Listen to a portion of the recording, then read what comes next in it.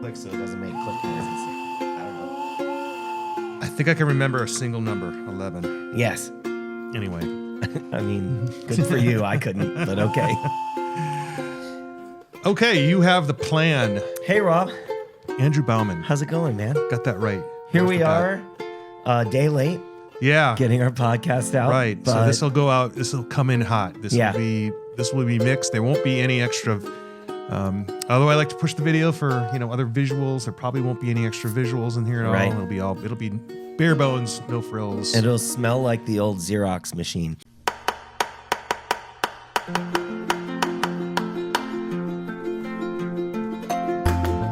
Arizona is a wildly beautiful place, brimming with over 100 brewing companies. I'm Rob Fulmer, the Executive Director of the Arizona Craft Brewers Guild. I'm joined by Deputy Director Andrew Bauman. Together we cover the state, bringing you the best of what's happening at our breweries and beyond. Welcome to Arizona Beer Frontier. Oh, Fresh off the I can go press. earlier than that, like the mimeograph machine. Yeah. Yeah. Sorry, that's what I meant. Oh, Yeah. yeah. I remember it. I went to Powell Junior High, and we would have to go into the little teachers. So they were circular buildings with Right. pie-shaped classrooms. Right. And in the center was the teacher's middle area. Right. And they had one of them. And so when Right. we had to make copies, we would go back there and crank that thing. Yeah, Right. Good yeah. times. Was it the Powell Pioneers? The mascot. No, I don't I honestly have no idea. The Fighting Powell Pioneers. That's what we're going with. Because, when you're in 6th grade, 7th grade, like. We like to fight a lot. I don't know, man. I honestly don't even know and it's closed now, so Yeah. there's no way we could find out. Not even on the internet. Nah. All right. Nah, sorry about that. In the old days, I would probably be able to find it. I would put it up on the video screen, and we would. Neat. If you were listening, you didn't have any idea. I could that bring I a fully, picture of me from when I fully was researched. in No, we're not. junior high. This is no frills. No frills. No frills. Okay, cool. We're painting pictures with our words. Yeah. That's it. Nice. That's it. So you spent some time in Flagstaff. I did. It was an overnight. As I mentioned to you and Ken, I flew too close to the sun. I cut it too short. My flight back was delayed for 4 hours or something like that. We sat on the plane. We pushed back 12 and a half feet maybe. The engine wouldn't start. And we sat there, and then they pushed us back, and then they let us off the plane. It was like 2.5 hours sitting on the plane doing nothing. Yuck. And it took the longest time for them to get the panel off the engine, because they said, it's a really good, easy fix. We can't get the panel off the engine. And I suppose you don't want to just rip that sucker off, because When it goes up in the air, you want to have a nice tight seal, I would imagine. you don't want it to Don't just fall off. Or anything take like a little that. mini crowbar and Yeah. well, one of the many community involvement items that the Arizona Craft Brewers Guild does is the NAU Hospitality Schools It's Advisory Board. you want to use the newer term, which hospitality, which is what that segment is referred to, but they still go by hotel and restaurant management. yeah. I make that mistake too, and I'm somebody who also has an HRM background, but that's human resources management. So I got my degree in NRIM. NRIM. The NRIM is the college, the Educational, Nutritional, Restaurant, Hotel, and Institutional Management. Wow. That's a big one. Yeah, you get It also you get a certificate just for remembering the name of the title. That's right. It also, the Interior Design School was in our college as well for some Wow. reason. Yes. Wow. Teachers, interior designers, and hospitality professionals all coming together. Right. I don't know why I had to bring Makes- it up. makes There's a no lot of acronyms going on. Yeah, so anyways, we were there. This was an all day. We're on the advisory panel board. We're not board members, but we're on the panel, right? yeah, correct. We represent the industry. Other industry people would be like Dan Bogert from the Arizona Restaurant Association. I don't know who else they had. They tried to get some distributors, and they were still working through. It's a process of bringing people on and getting new people. We actually did spend some time brainstorming about also might help the school. And people might know that we're interested in this school because we feel as though our breweries, our businesses could do more with hospitality. It's interesting right now. People are suffering. When the beer was the star, if you build it, they will come. right? And now there are quality products out there, and they're being carried by more and more places that have, different character to their look and feel of their place, and level of comfort and service. Obviously, all those things are hospitality. To the point where when we were in with Paul on our podcast in DC, Right. we talked about dive bars, and I didn't mention one of the reasons I want to talk about it is, in some cases, taproom brewers are losing to dive bars because there's character, there's stories, there's already a different experience, right?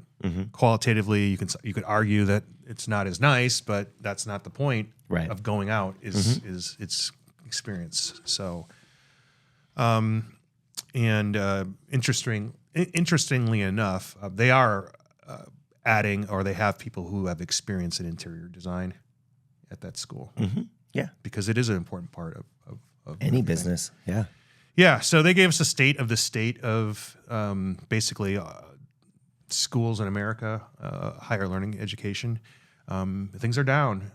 We're not getting people right from high school, which as something I understand. I have some people in my life that I've said, hey, it's kind of uncertain, but go to Europe, teach English as a second language for a year or 2 years, and see what happens.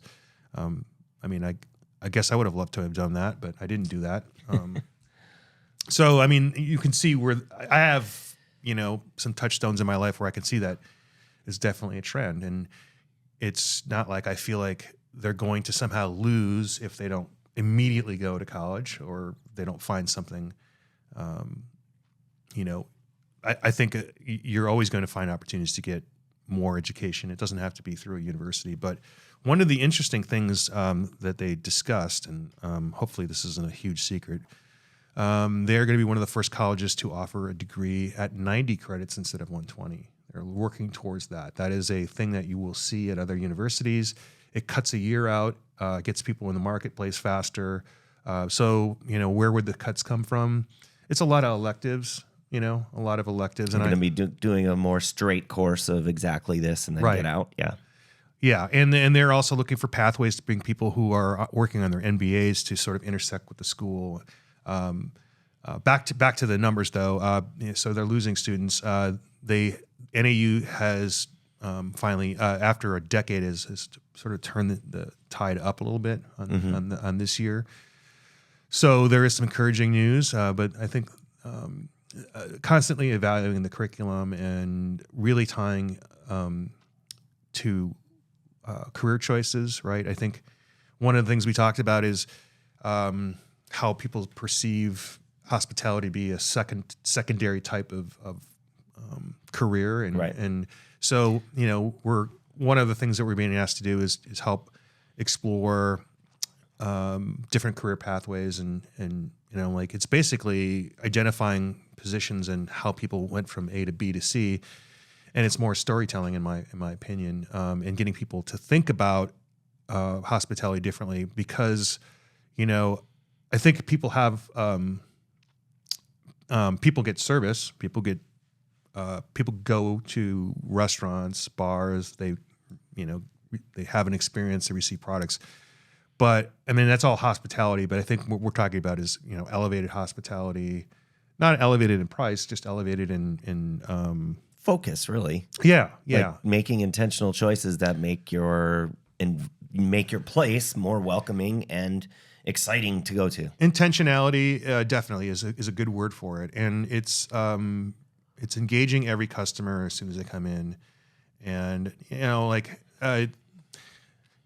some of the approaches were like script based, right? You'll always say these things, but I think they create a box of experience that you're supposed to hit several targets in, and so again, one of them, the most obvious, is greeting people when they come in and acknowledging them, And I mean, even simple things like, you know, if you're talking to another colleague, you know, that conversation immediately stops as soon as a customer comes up. Doesn't matter what it is. This is a simple thing, right? But it's something that you have to be taught sometimes.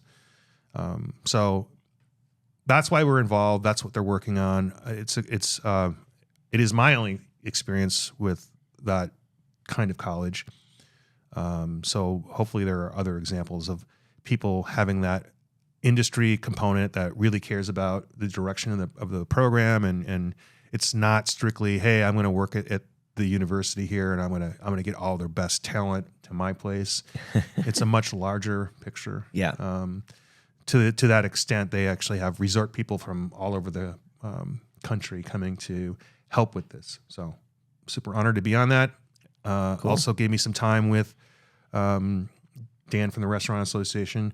It was unstructured time. I had, over the course of the day, I probably had an hour of time to talk about our issues and what we have in common. And one of the things that came out of it, I hate to just hog the mic on this, but well, I wasn't there, so. Yeah, it's we are a state-based organization. Fundamentally, that's where most of our resources go. But it's more and more our problems with our businesses and areas that we could help service is state and county. We talked a little bit about our experience with cities and towns, both at their conference and then with respect to legislatively. And Dan and I had we have the same philosophy on, there are cultural things that could change with the cities and towns, not necessarily legal or legislative changes that we could help with to help improve that. And so he's invited me to a couple of roundtables. I have City of Tempe on the calendar already and City of Phoenix to discuss these issues. And, and you and I talked about we at the very minimum, we should at least pitch a few presentations to their conference next year. So that's something to look at. Yeah. But that's the kind of opportunity that comes as a sidelight to doing, that kind of work. So, and then, I tried to lead. I was like, this is great. I'm going to spend the happy hour component, and maybe do a little more networking, talk to a few of the board members, because you're just sitting in your room. You don't always get to chat with everybody. Michelle Fonda, by the way, from Shamrock, she has moved on to the vice president, I don't know, of like half the earth now. She's got a bigger territory. She's been moved up. Oh, and we have a new representative that I talked to, and I'll put on the invite list for ACBA. Yeah. Competition. So for our award ceremony coming up. Yeah. So I ended up taking the morning flight, and you already heard about that story. So you weren't going to take the evening flight, but instead you spent the night and then jumped on the plane first thing in the morning, which is 10 a.m. And that didn't work out so good. No, I was there at 7:45 for an 8 a.m. flight. Oh, 8 a.m. I didn't get in until 1:30. So, we're not going to mention the airline because stuff happens. You'd rather have the plane fixed than get in the. It does happen. It's kind of funny. I problem. kind of set myself up, and not that I'm this kind of guy. And obviously, I would but like you just have to stuff happens. It takes so little to show some grace and be friendly, and there's nobody that I interacted with had any role in the engine not performing correctly. That's right. So you were a little late getting back because yesterday we had a board meeting with our board of directors. Yeah. We discussed. We had an agenda. We talked about the ACBA awards. We talked about Wickenburg. We talked about Arizona Strong. We'll get to those things later. And we have a very excited and active board. They are. I was able to tune in. In and out, yeah. Yeah. I mean, I didn't when I was on the plane, and then when I got off the plane, I was on, and then I was able to hold, because once I lost the Wi-Fi, it was rough sledding. And so the original situation, I was just outside of the Wi-Fi. It kept coming on and interrupting things. I turned it off, and then I don't even know. What's the G before 5G? Was it really called 4G? 4G LTE, maybe? I don't know. It was like, bleh. Didn't work. Sorry. So, yeah, I did see a lot of good interaction there. I saw some great discussions. I could hear good things being said. So, yeah, it's very encouraging. Motivated, excited. It's nice. Maybe I'll sit out the next one, too. Well, The other meeting that we had this week was the liquor stakeholder meeting. We did. Yeah. You want to talk about that a little bit? Well, you were there. You can talk about it. Sure. Too. I think the takeaways are every year they always talk about perhaps not running a bill, and the arguments are good sometimes. Like it's we don't want to beleaguer the legislators. We're not necessarily the big ticket items are not us. We generally can work things out without legislation, or we've coupled this far anyway. The arguments against are we might have 25 or 30 new, a third of the legislature might turn. So in order to prevent what happened last year where a single senator impugned the process and accused us of making law changes just to enrich ourselves. Just so that we could get paid. Yeah. I don't get paid. Do you get paid? I get paid the same no matter what. It's so crazy. But I mean, I understand the point. And yeah. yes, people have lobbyists that have the interest of, Right. hey, let's make something happen. Yeah, the real estate industry runs bills every year. The insurance companies run bills every year. There are obviously healthcare. Yeah, so that's the argument. Like we should always be engaged. Other states have alternate year Legislatures, sometimes they don't even have new laws every year. Right. So, I think it's our consensus that the legislature is underpaid. There's really no mechanism other than a referendum to raise that. Hold on a second. The legislature is underpaid? I don't know if we've seen the same articles because Maricopa County legislatures are underpaid. Well, if their salaries are the same, but if you're counting about the stipends, I think there's a couple folks that might be taking advantage of that or have made a point of there are utilizing some averages, and some of them are over $100,000 per legislative session. Yeah. I mean, I'm not saying all of them, but yeah, if you're not in Maricopa County, it's a good job. If you're in Maricopa County, it's terrible. I think it needs to be treated as a career because if you don't treat it as a career, you treat it as a part-time thing, which is technically what it is. Yeah. You're going to only have people who own businesses or who are in real estate, law. There are certain categories that favors, and right. I don't think you're going to get everyday people as much, right? If you make it a career-based thing, then I think you're going to get a different set of people coming from different set of backgrounds. So that will not change without a referendum. True. Yeah, and there's some propositions that might throw that whole thing in upheaval. I'll tell you. There's the one with the single primary, right? Right. Arguments for that are it will eliminate people with very specific interests being voted in by a base that doesn't reflect the general election.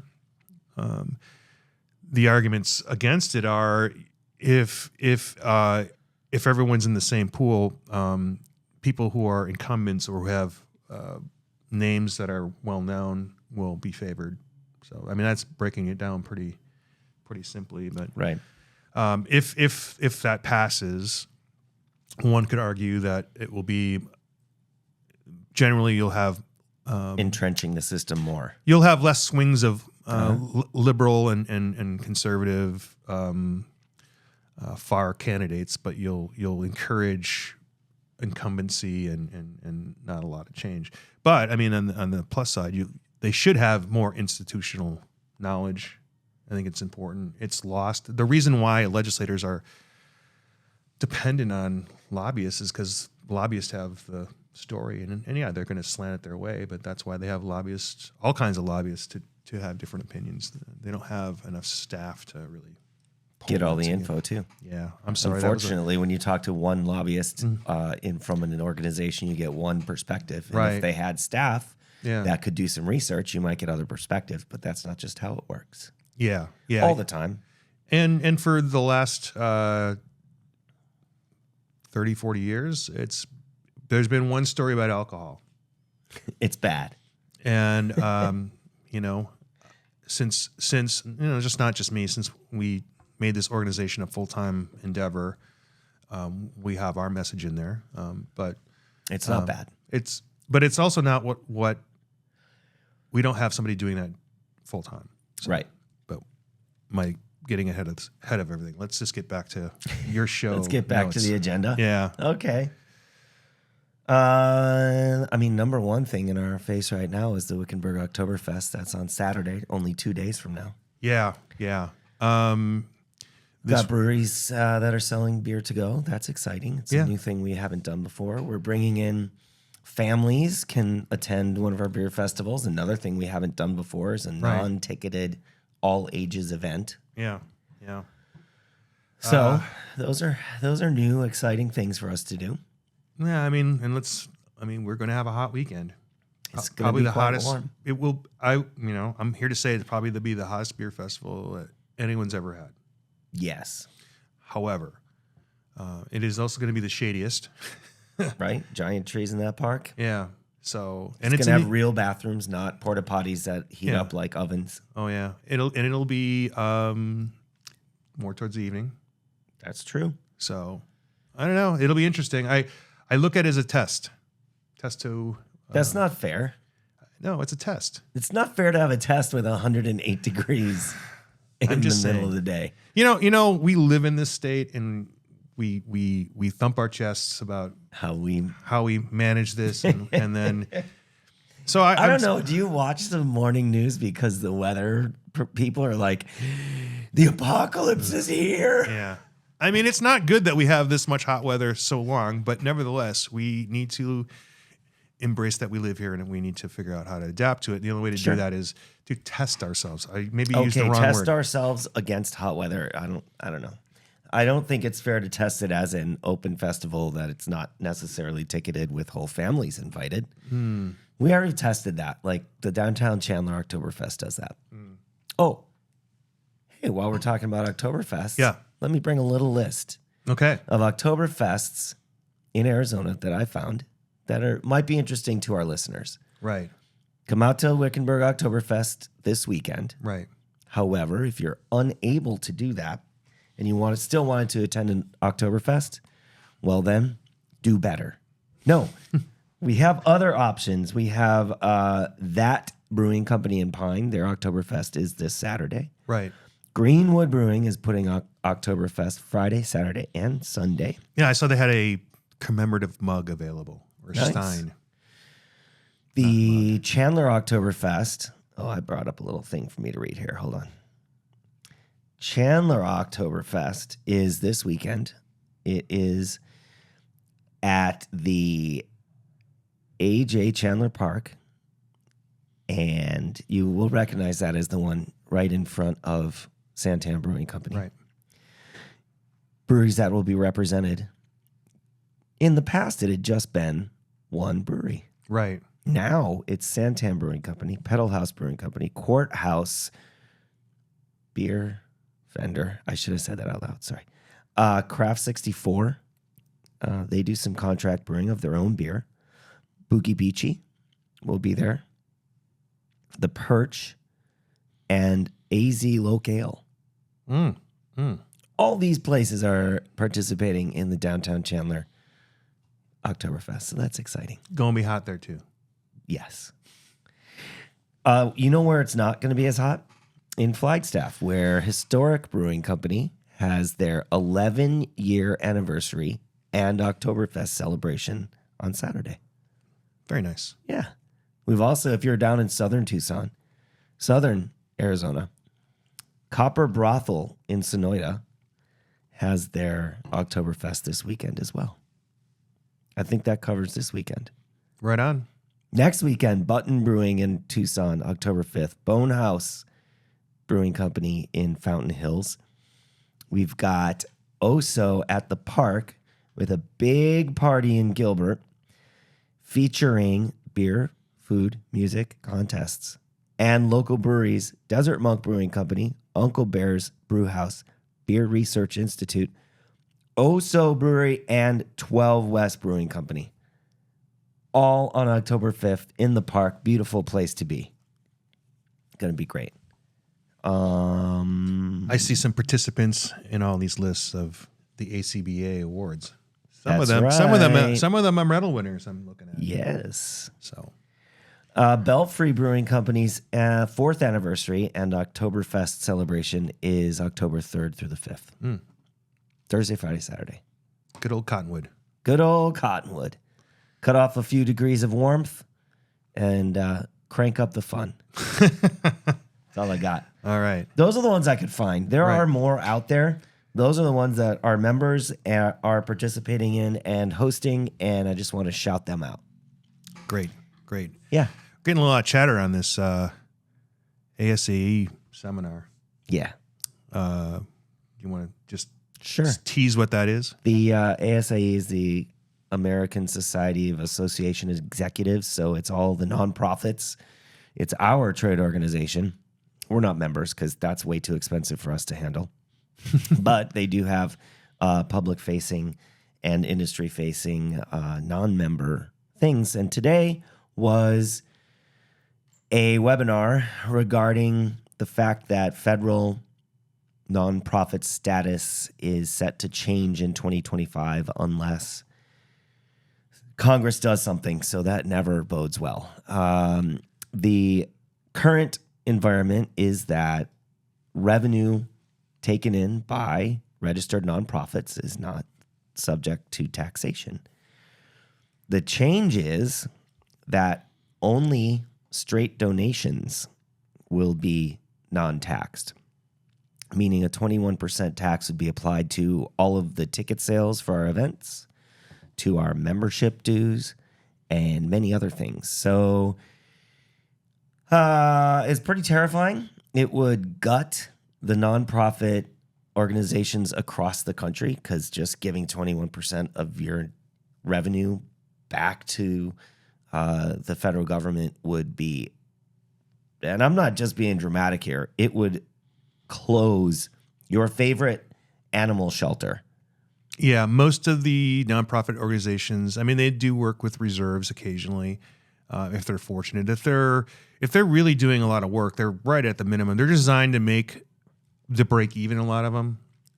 So I mean, a straight up 20% cost is gonna. Yeah, you might as well say, hey, we're not working these last 2 months. Yeah. Especially if this catches them off guard, which I think it will. A lot of if it goes through, I think it's going to be pretty much of a shock. Right. So, I mean, the fact that we're pretty dialed in and we kind of caught this late is, concerning. And when I'm saying there's chatter, we've got there's an open thread on our Slack that people are just expressing their concerns from across the country in positions like ours. Right.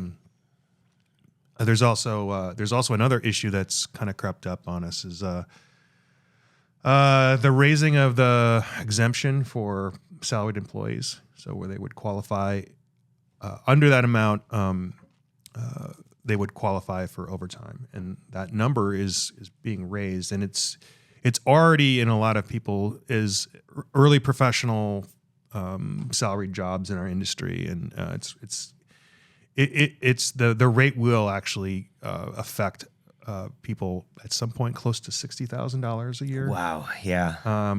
So I know it's phased in. It was like 42 and then it went up to 48. Are we into the 50s yet? Not yet. Jan 1, it'll go to $58,000. Oh, wow. $58,000. If you get paid less than that and you're not in specific industries like nursing, like nurses don't get overtime. Yeah. I don't know. Employers do not have to pay overtime. So 58. 58 is probably, if you're an event coordinator for a lot of these organizations, like that's your number. So like what you're going to have overtime because all the things that they plan are the salaried part, and they are expected to be at the thing that They're planning. Yeah. Right. So, I mean, like some of these events could encompass, in a single day, 12, 15 hours of overtime. That's a huge tax on the organization. Right. So, yeah,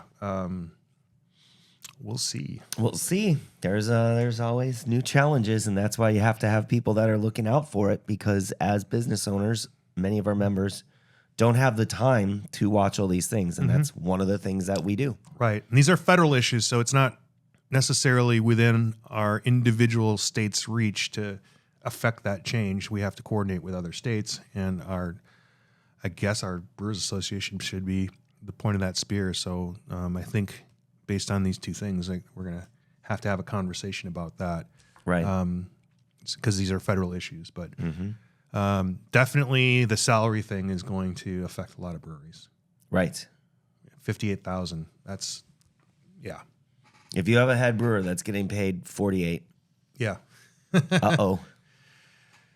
Anyway, but I mean, but it doesn't discriminate about business size either. So Yeah, for sure. So, you can say that's not a lot of money, but if it's a small operation, it might be an acceptable amount of money, especially if you're in Definitely. a rural part of the world. Yeah. Or, you're running a small family restaurant and your manager is salaried and he's at 52. There he's either going to get a raise or it's going to get overtime. And that makes a bunch more complications. So, Exactly. So, all right. Well, Wickenburg, Oktoberfest is where this all spun from. yeah. So we got that. We've got the Arizona Craft Beer Awards celebration. Yep. It's October 6th.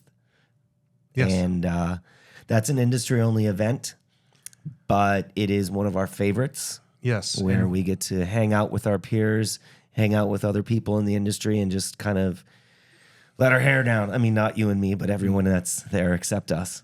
Yeah. Yeah. And we're gonna endeavor to stream it again, although I have to relearn how to do that.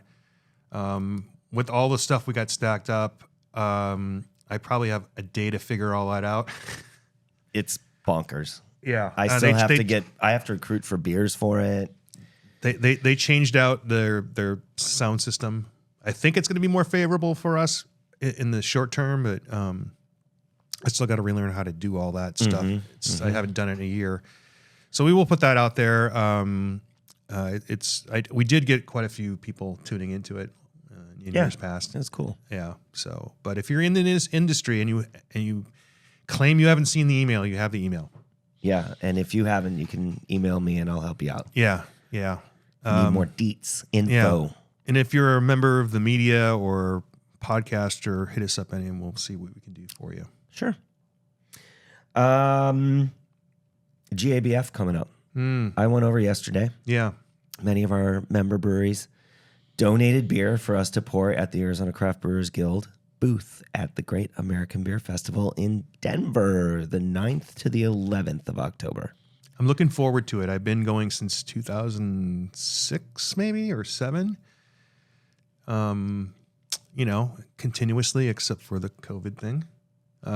They have made some changes. They have also seen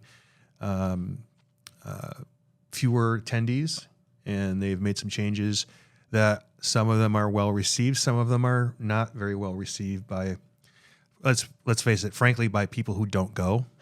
That's my Mostly, favorite. sure. There's a lot of people who don't want to see products other than beer served at that festival. That's something that we have embraced from the beginning. Again, as hospitality, we feel as though we want to welcome everybody. And just because you come there as a wine drinker or you prefer cider doesn't mean that you don't also drink beer or won't drink beer or might be a big beer fan after the experience. So Right. yeah, there is that. It's a we're, big house. We're there to educate in the same way that sometimes people say, well, why are there breweries other than Arizona? Well, we want to reflect what is available in Arizona, and you have those choices out in the real world. But as the home team, we'll have a lot more Arizona breweries, and Sure. we don't win by exclusion, we win by comparison. So at JEABF, we'll have our booth. We'll have 9, 10 different Arizona beers to share. We've got some swag from the Arizona Office of Tourism that we'll be muling up there and sharing with people to remind them that Arizona has amazing beer and an entire state to visit that's incredible. Right. And we'll be alongside, 10 other states, 15 other states, something like that. It's fewer states than in the past. but There was only 10 last year. was there? Yeah. So hopefully there's more. I don't know. Couldn't say. It's a good crew. The people who are there year over year, and I'm looking forward to interacting with them and finding out what they've brought. Some of them, it varies. Some of them will go award winners only. Some of them will go with very rare beers, but then they'll switch it up. It's always Yeah, good I news. remember last year there was one state, I think it was New York, who said no IPAs allowed. It's Yeah. just fun and kitschy. Yeah. They're like, And- there's plenty of IPAs in the world. We're doing something else. The depth of knowledge though is what you're going to get because Right. they're all they selected them. They know the origin story of the brewery if you want. They know everything about that beer. And it's So- all guild leaders that are back there sharing, and sometimes they have breweries that will also pop in and right. pour beer and talk about the breweries, and it's cool. Yeah. What I would say is if you're going, that is a highlight. It's always been a highlight for people. It's been written about in the past. It's been forgotten about. And so we want to bring that back. We want to And bring that GABF this has a up. lot of different activations. They have the sports bar area. They have, I don't know, bunches of things. I just saw a well, they- tag on some kegs yesterday that said sports bar. Sports bar. Yeah. They have they've had beers from around the world, which Yeah. there was some controversy There about. was a that, lot of believe it. controversy I'm about just, that. Man, hey, we're just there to have a good time, you know? You know, I Learn some things. was looking at my Talk to some newsfeed folks. today, Yeah. and one of the articles, it was a Forbes magazine Oh. article. Well, you That got to be said- careful now. 10 beers that are even better than imported beer. Oh, 10 American beers that are even better than Okay. imports. I hope it wasn't our friends Don Say or M. Sauter that wrote those because they write for them occasionally. even better than I know. Well, imported the beer. headline is not Wow. written by the writers, as you know. Great. If it's I'm going to do some GABF looking. You talk a little bit. okay. Oh, what are we talking about? Oh, GABF. Yeah, so I've been going for quite a while. I'm excited to see the changes. I'm excited to see how they're received by the people who are attending. Listen, like I said, there's a lot of people, kind of casting dispersions about it, and they're generally people who have said, "I haven't gone in years, and this is why," or I get it. It's an expense if it's not something that's on your radar anyway. But I know there's some upset about having the homebrew portion of it being skipped and just being included and it Wedged in. It does seem a little bolted on, but I would say that the interests of that organization, I feel, are well represented by Julia Herz. Not that they weren't with Gary Glass, by the way. I think there is somebody in their corner, and I think they're working with what they have. And so I know that those folks appreciate your support more than, and they'll take your criticism, but direct it to the right person in the right forum. Homebrewing is taking a beating right now in terms of participation, and I think we mentioned a couple weeks back that our local here in Tempe, our homebrew store had closed shop, and that's going to make it harder for people to get into the hobby. So, Right. I guess if you're going to be a purist about all this thing, your refuge is Facebook. Create your fiefdom. Go get angry. Yeah. So here are the special areas that are going to be at the Great American Beer Festival this year. So we're just talking about the festival. Remember, the awards are a whole separate thing, and we'll talk about that after this. There is the German Beer Garden right in the heart of Denver at the Great American Beer Festival. Okay. That's one thing. Score, the sports-themed area at GABF. It's Score, not Scores, right? Correct. You know what Scores is? Yes. That's a good one.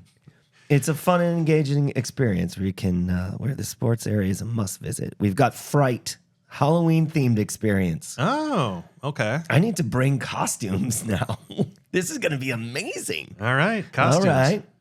There's Blast Off, which is home to the United Nations Tap Room. The Beer and Beyond experience is your destination for liquid innovations and on-trend flavors from international and Okay, domestic breweries. that seems like the headline was not written by the person that wrote the copy. What does Blast Off have to do with any of that? Yeah. Are we drinking these in You're space? embarking on a thrilling journey of taste and imagination. Are we drinking these in a spaceship? Isn't your imagination there? Yeah, What's that's where am happening? I? I'm imagining that we're all UN members drinking beer in space. That's right.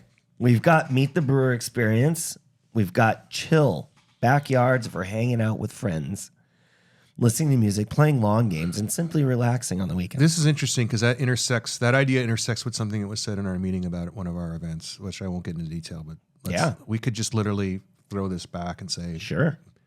pick a theme that's not blast. Oh my God. Because I don't know what that is, right? Well, I tell you what, 2024 breweries and beverages are all listed here. Yeah. Is that what they always do? I don't know. Wow. I just go. And it has select a state. So let's select Arizona. Let me mention Arizona Craft Brewers Guild members who are going to have booths at the Great American Beer Festival. Please do. It's more than ever before. Here we go. Not ever before, in a long time. In a long time. Apparently, 20 years ago, we had all 15 breweries in Arizona were there. Yeah. You're a liar. No. All right. Let's just talk about the ones this year. Okay. Don't get into that. Okay. Huss Brewing Company is going to be there in the sports area. That sounds about right for them. They are definitely embracing that. Ranch Hand Brewing Company They're a famous sports brewery. No, I'm just kidding. is going to be in the sports area. Oh, okay. Simple Machine Brewing Company is going to be in the innovation area. All right. And Wren House Brewing Company. Are they in Meet the Brewer, maybe? I don't know. It's got a pretzel. Oh, the German. That's the Prost Beer Garden. Yeah. Yeah. Makes sense. So that'll be tons of fun, right? Yeah. Hopefully we can break away and enjoy some of that because we're not tied to the. Yeah, we don't have a booth ton arena. of volunteers already signed up. We have some.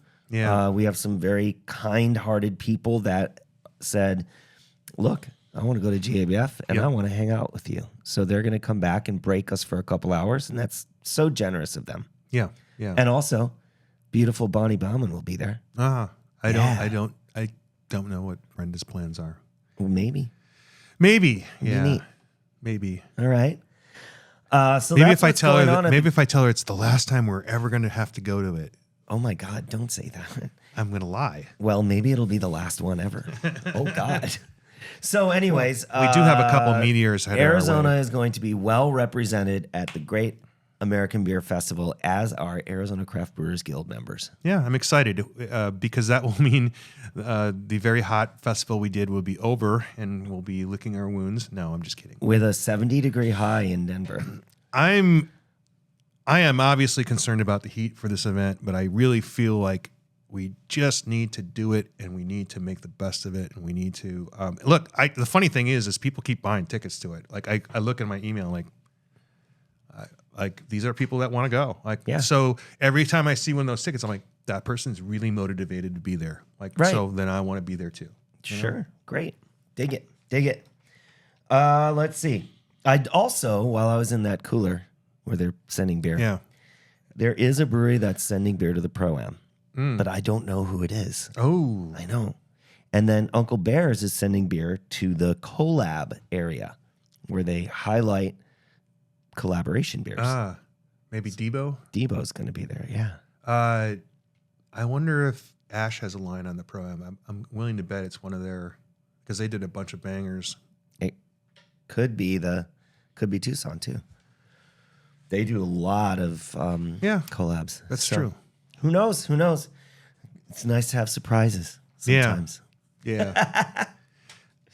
And that was, you did some of that investigation of the cooler over at Santan, the production facility. So thank you for them for having that on their plate every year. And alternately, thank you to Huss for having the competition beers on their plate every year, and they're also our seller for our competition. So Sending beer from Arizona to Colorado seems like it wouldn't be that big a deal, but when you're talking about a lot of it, it's a big deal. And it's in their way. Trust me. I was in that cooler an hour and a half, and that forklift was trying to get around all of these kegs that aren't theirs. Right. And shout out to us, the guild, who pays for the shipping for our competition beers. That's true. Year over year. It's membership benefit. It ranges from $800 to $1,600 a year. We don't always know the cost. We don't break that up. We don't charge anyone separately, although we could. It's just we want people to win, and we want to make it as easy as possible. And so there are other states where they actually don't have a pickup zone, and they have to drive their beer out of state, to go to a place to have it shipped. So or have to throw it in a box and hope for the best from UPS, and it'll get there. Yeah, it having it together. I guess it's putting a lot of your eggs in one basket, but it is packed with great care, and it's less likely to be mixed up. And it's sent on refrigerated trucks. It's in a pouch. It's wrapped. It's once it's in that protective coating of wrapping, it's golden. It's golden. Yeah, and it's on a refrigerated truck. Yeah. Unlike FedEx, UPS, where you're just throwing it on a truck and hoping for the best. Mm-hmm.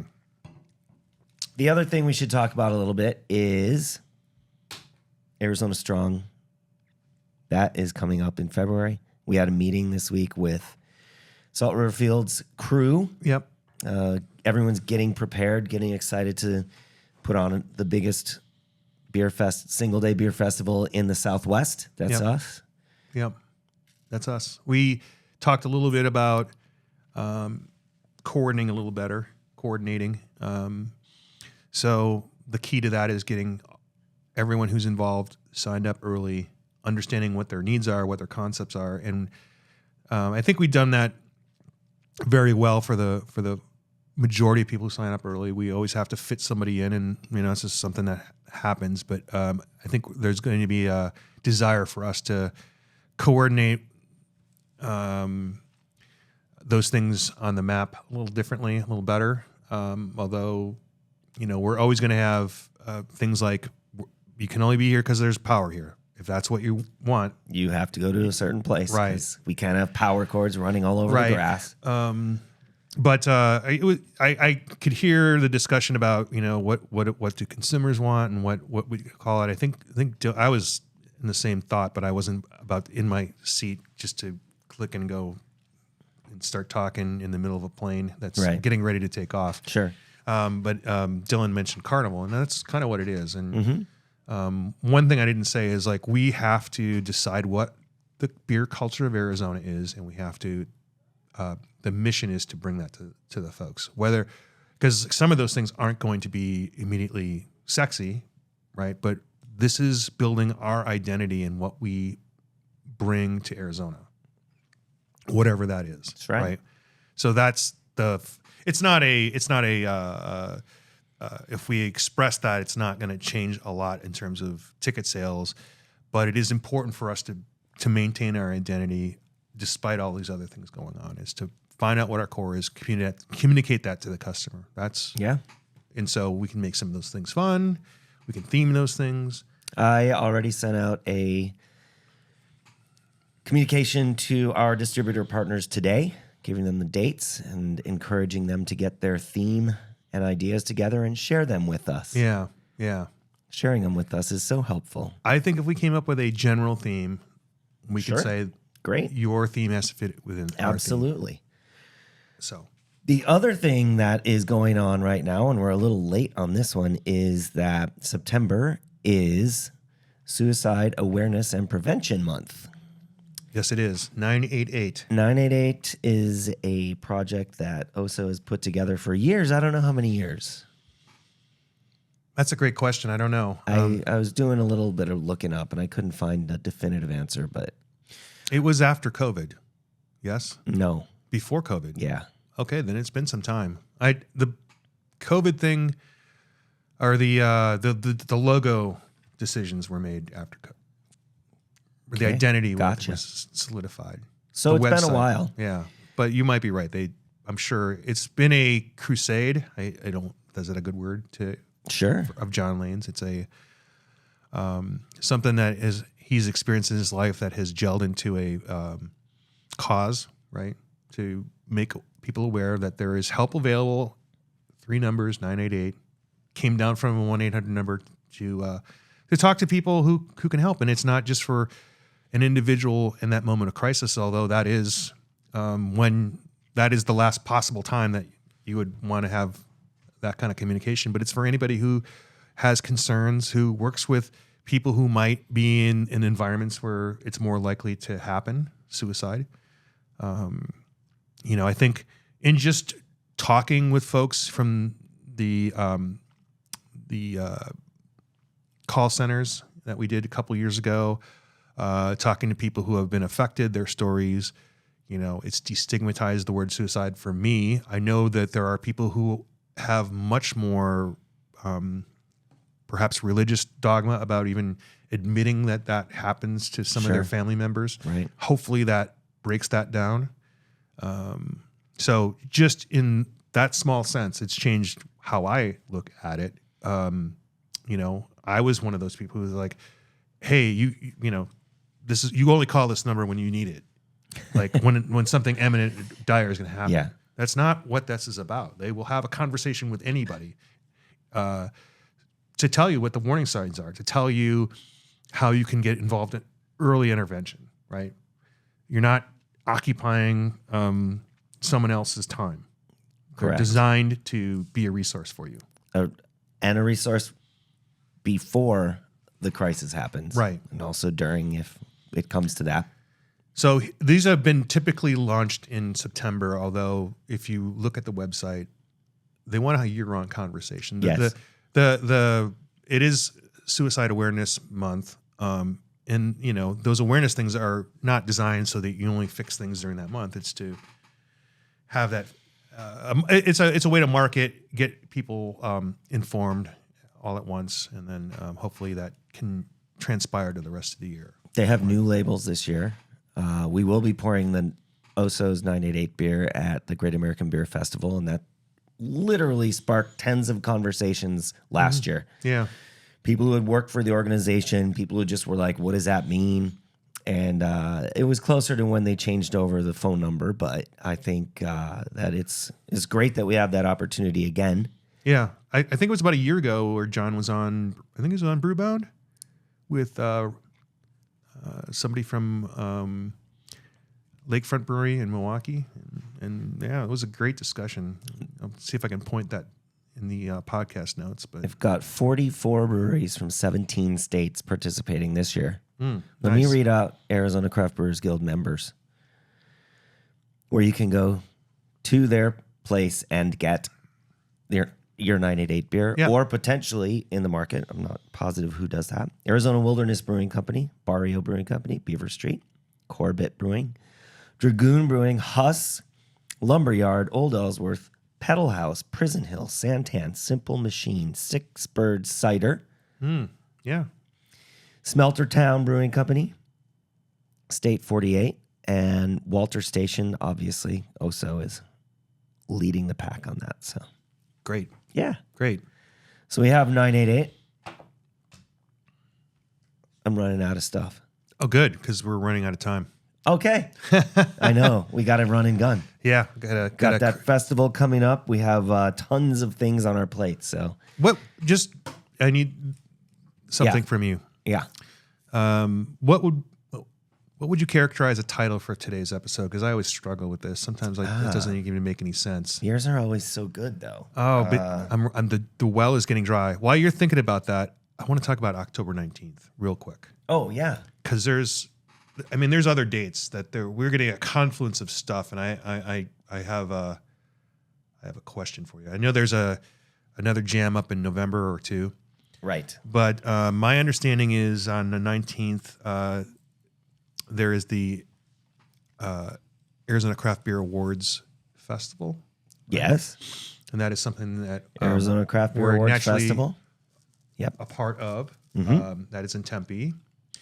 I know that the Sister Cities program has their international day, and there's going to be several sister cities represented at some sort of event. I think they picked a location up northeast Phoenix. So that is something that is in our interest. Isn't there a couple other things on that day? No, No? that we're talking about November Oh. 9th. Oh, well, my personal crisis is that is also my 40th anniversary. Oh, how fun for you. Not my 40th anniversary, sorry. My 40th reunion anniversary. Oh, cool. And I don't know if it's something I want to do or not. But, Oh, well, I was like, 2 things here, 1 thing somewhere else. Not sure. yeah. But then November. November 9th. Yeah, I'm just getting it out there so people have can make some choices. And November 9th is the Yuma Prison Hill. Penitentiary Fest. Yeah. I don't know what it's called. I have not, unfortunately, ever been able to I've been attend there. it. It's in a wonderful location. It is literally on the territorial prison grounds. I mean, the weather should be much cooler. There's, usually a dozen breweries. It's connected with the civic organization there. It's one of those festivals that you're not going to see pop up in your feed, but it's a fun time. And It's definitely an inside baseball kind of thing. yeah, and Yuma is a brilliant town to be in for a festival and a night on the town. And I have never heard that before. It, So it thank really you for is sharing that with me. I mean, it's like occasionally there's things to do like that in Havasu. There are other small town things where people rise to the occasion. Yeah. So that's one of them. I mean, Fun. it is. I would suggest Wickenburg is one of those towns too. But, Yeah, true. but that's the Fall Fest from Local First is on that Local day. First Arizona Fall Fest is on the 9th. Yeah, and that would be around the time of my 11 years in the job. Oh, yeah. that's Because true. I was hired on a Friday, and the first opportunity to meet members was Saturday at that festival. And, Oh, yeah. And you mentioned that it was Historic's 11-year anniversary, so they just started. They got a Yeah. booth, and Wow. we introduced Cool. ourselves to each other. Like, we had no idea I knew they were a brewery. I knew there was someone cooking up something there because that location was a couple other breweries before. But so that's going to be interesting. The Belgian Fest on that Southwest same day. Belgian Fest. Yeah. And then Canal Convergence, which we talked about. But I think that's several days, right? I think It's Friday and Saturday. yeah. So, one could support that event on Friday and do the other things on another day. True fact. Also, a great example of Arizona craft breweries reaching out to the community and trying to make a better world. Right. All right. So we have some tough choices coming up. That's all We I'm do. saying. Yeah. Tough choices coming up. That's the name of the. Yeah. Okay, there you go. You're All welcome. right, man. We are not a said beer it. podcast. We're a podcast about beer. And sometimes beer finds you. Awesome. Sometimes the title works itself out there. Right? All right. Cool.